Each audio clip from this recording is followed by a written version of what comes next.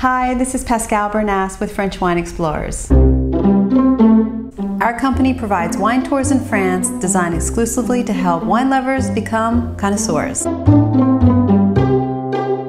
This is the third video in a series we call Pascal's Picks, where we discuss several different wine-themed topics. And this month's topic is building a Bordeaux wine cellar. When guests return from one of our tours, often they ask me, how can I create a Bordeaux wine cellar? Before deciding which wines to buy for your Bordeaux wine collection, decide how you're going to use the wines. What I mean by this is, what are your goals for your Bordeaux wine collection? Do you want wine to drink now? Do you prefer to buy wine to hold for a special occasion? Or do you want the most exclusive wines you can get your hands on? The best goal may be a combination of these three ideas. So we're going to give you suggestions based on these three goals. And keep in mind the vintage chart we discussed in the last video. This will allow you to know which vintages of which wines to buy. So how do you build a diversified Bordeaux wine cellar?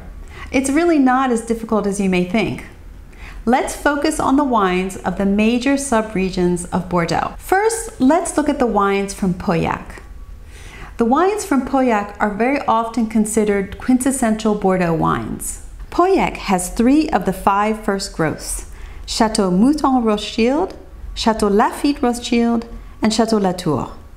So I would recommend one of these first growths for your most exclusive option. Now let's look at the wines of Saint-Julien. The wines of Saint-Julien are considered the perfect balance between the wines of Pauillac and Margaux, and they tend to be my favorites.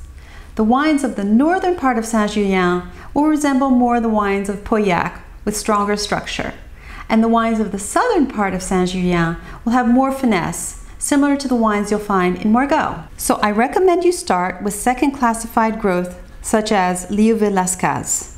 This wine rewards you if you drink a vintage that's 15 to 20 years old, so it's perfect for a special occasion. The wines of Margaux are also considered to be full-bodied.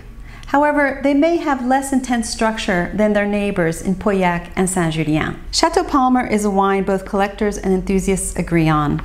I'd recommend buying a vintage that's ready for a special occasion.